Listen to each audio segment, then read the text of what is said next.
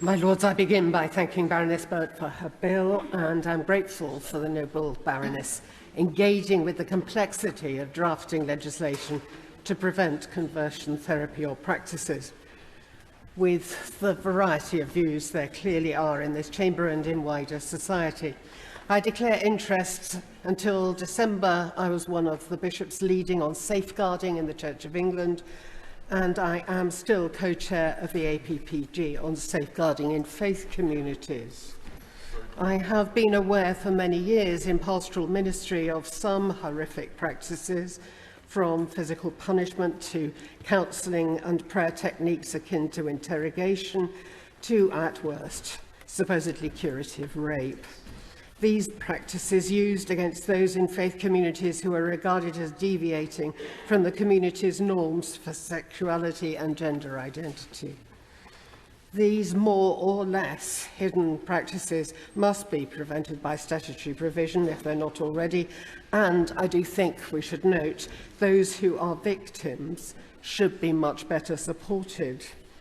I'm also aware of the much more subtle impact on LGBTIQ people of faith, the pressure on them to conform to the norms set by the hierarchy of their faith community. The cultures which pervade many faith communities render those exploring their identity very vulnerable indeed to abuse, as the ICSA report reminded us. I am relieved that the Church of England is at last owning its homophobia and making some moves to change its culture and practice. Personally, I wish it would change much faster and further. But I'm also aware that in my diocese there are very different perspectives in the ongoing debate, and I'm profoundly grateful to the noble Lord Paddock for setting out some of the issues as it affected his own life. In my diocese, the organisation Living Out supports LGBTQI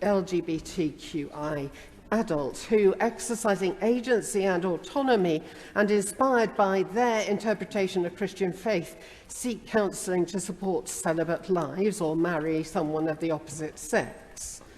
I know too how hard it is to write into guidance or regulation definitions which help rather than harm.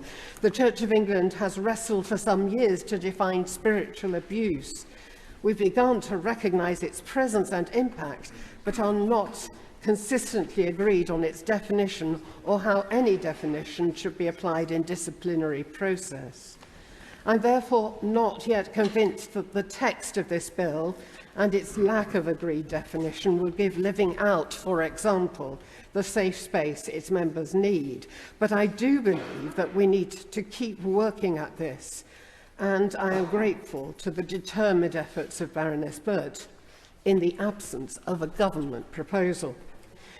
The Bishop of London, who is unable to be present today, and I would want to continue to work to find agreed definitions which protect from harm whilst continuing to preserve our current liberties.